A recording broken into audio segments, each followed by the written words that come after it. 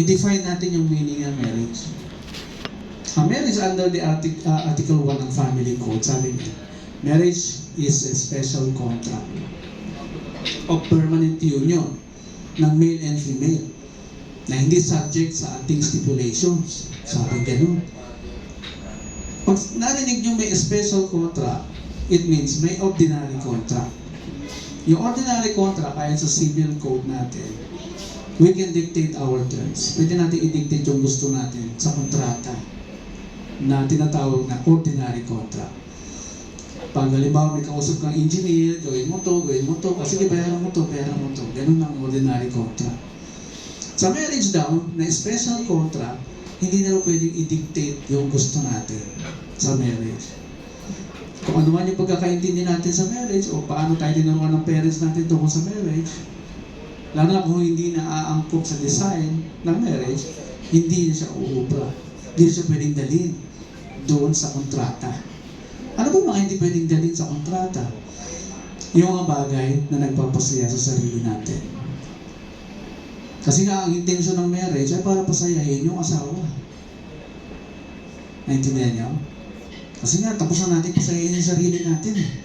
Nung tayo ay binatog na lalo pa.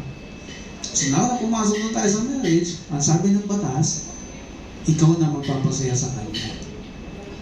Vice versa, ikaw na din magpapasaya sa kanya. Kaya sa lahat ng iisipin, gagawin at sasabihin natin, ay walang iba kundi magiging masaya ba yung asawa ko dito kapag sinabi ko to? Magiging masaya ba ang aking asawa kapag ginawa ko to? Lagi yung merong first statement na gano'n sa inyong isipan. Okay? Yun po ang tunay na kahulugan ng marriage. Ano pa? Yung mga hindi dapat bitbitin sa marriage. Mga bisyo. Kasi ito yung mga nagpapasaya daw sa ating sarili. Hindi na kailangan daw siya ng marriage. Kasi terms and conditions daw natin yun na hindi na pwedeng bitbitin sa marriage. Bisyo kagaya ng paninigarilyo, pagsusugal, pambababae, o bakit nasama yung paninigarilyo? Kasi iiksi ang buhay natin doon. Di ba? Gugustuhin mo bang maiwan yung asawa mo? Ang purpose ng marriage ay sabay kayo dapat tumanda. Wala dapat magkakasakit sa inyo. Hindi nyo rin dapat ini-stress ang bawat isa. Kasi ang lahat ng daw sakit, sabi ng mga doktor, nagsimula sa stress. Lahat ng sakit.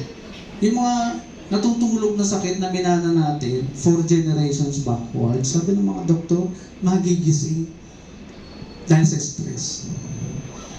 Kaya, huwag niyo paniwalaan yung sinasabi ng mga tao na, ibang tao na, laging may stress sa marriage. Huwag niyo paniwalaan yun. Kasi, pwede naman natin gustuhin na walang stress sa marriage natin. Tama, mali. Didesisyonan lang natin.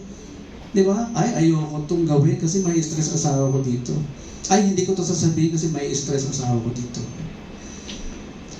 So, alamin natin ano may mga hindi dapat sabihin sa mag-asawa. Napakalinaw nung sabi ng author ng marriage. Hindi pwedeng hindi natin isama yung author ng marriage. Yung decider ng marriage. Hindi pwedeng hindi isama. Ano ang sabi niya?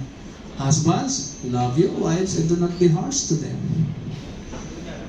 Pag sinabing love your wives and do not be harsh to them, bawal sa kanila yung masasakit na salita. Bawal sa babae yun. Gaano kakasakit ba yung hindi nila pwedeng marinig? Bawal sabihin sa asawa na mataba ka na. Bawal sabihin sa asawa na maalat yung luto mo. Bawal sabihin sa asawa na ang sagwa ng damit mo. Bawal sabihin sa asawa babae yung derecha. Harsh yun para sa kanila. Di ba, no? Sumugot po kayo. Kung hindi, lagi kayo magiging victim ng verbal abuse sa inyong mga husband. Okay? Yan ang tendency kasi ng mga husband. Pag merong wife na hirap mag-submit sa husband, So, there's a tendency na laging may stress ang relationship. Okay? Paano naman, minsan naman kasi, paano naman magsasubmit yung babae sa husband kung wala naman direction yung husband? Because yung submission sa husband, hindi ito nangangahulugan na pagtitimpla mo siya ng kape, paglalaba mo siya, pagkagawin mo, nilinisin mo yung buong bahay. Hindi po yun yung submission sinasabi doon. Ayon sa pag-aaral ng science, yung goal ng husband, saan pupunta ang ating pagsasama? Sapat na ba yung kakain na lang tayo 3 times a day? Hindi sapat sa mga babae. Hindi ubra yun. Di ba, Clay? Kahit sinong babaeng nag-asawa, tanungin mo, hindi sapat sa kanila yung kakain lang kayo 3 times a day, basta kumpleto tayo, masaya tayo. Hindi. Darating ang point na maghahanap yan. Saan pa pupunta ang marriage natin? 20, 30 years na tayo, wala namang improvement na nangyayari sa pagsasama natin. Empleyado pa rin tayo dalawa. Di ba? Deep in our hearts, we have this desire to improve our life, tumira sa magandang bahay, magkaroon ng lahat ng luxuries of life. We feel that naturally. Kapag hindi nangyayari, hindi nagaganap yan, something is wrong. Pinag-aralan na po sa Amerika na ang lahat po na nag-asawang ginagawa ang tama, umuunlad ang buhay. Yan po ang benefits ng marriage. Nangyayari din po sa amin yan, sa aming mag-asawa. Umuunlad ang aming buhay. Dahil pinili namin gawin ang tama. Hindi ko ini-stress yung asawa ko. Hindi ko nagsasalita ng mga bagay na masasaktan siya. Ganon din siya. Lagi niya ako nire-respeto. Yun ang number 1 pangailangan ng lalaki. So kanina bawal maging harsh sa babae. Ngayon, ano naman ang bawal sa husband? Bawal insulto yun ang husband.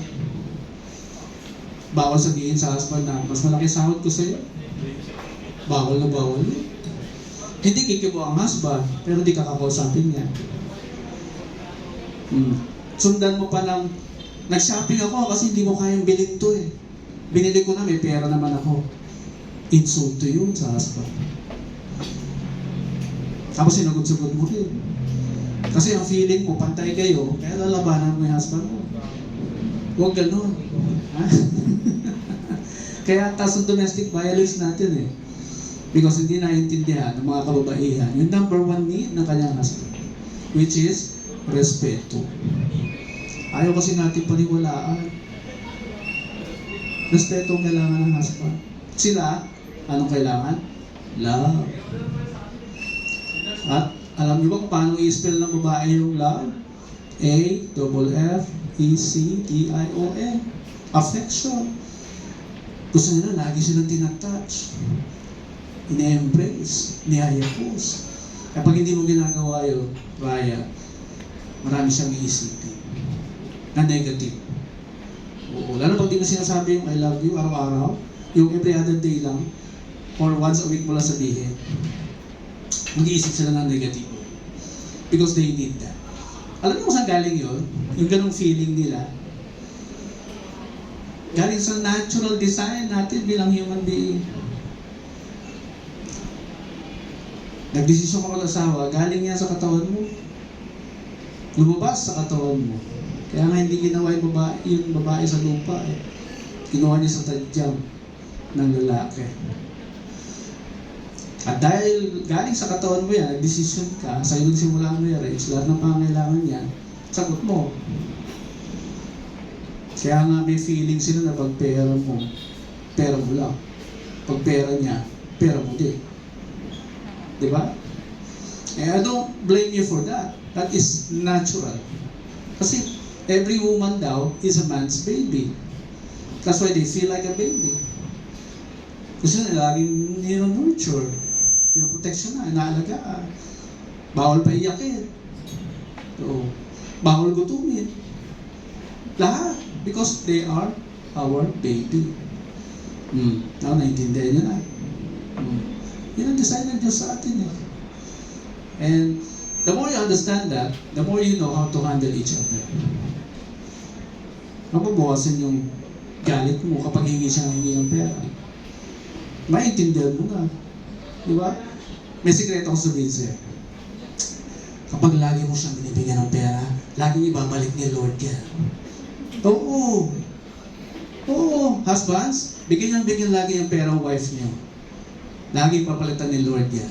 The more you are generous to your wife, the more lagi kayo be-bless. It's happening to me, personally. Kasi yung importante sa husband yung connected sa Diyos eh. Kapag connected ka sa Diyos, you're safe. Pag ang husband na hindi kilala ang Diyos, he's a dangerous husband. Wala pang blessing, hirap na hirap. So pag connected ka, bibigyan ka ng direksyon para gumawa ng pera. So from God, bibigyan ka ng pera, papunta doon, papunta sa mga bata. Ganoon ang sequence ng pera. So, the more you give, the more you are blessed. Try mo, pag may time ka. Very good. Na-prove mo na rin, no? Di ba? Yung mga husbands yan, sundan nyo yung sikreto na yan. It works, really works. So, hindi po yan, mga rules na sinabi ko, hindi po yan optional. Hindi rin yan suggestion. It's natural law. The moment hindi mo sinunod, merong built-in punishment. Pag sinunod mo, may built-in blessings. Okay? Makikita nyo, less stress, hindi kayo lagi magtatalo because lagi mo siya nire-respeto, tapos lagi mo siya minamahal. Lagi sweet ang inyong pagsasama.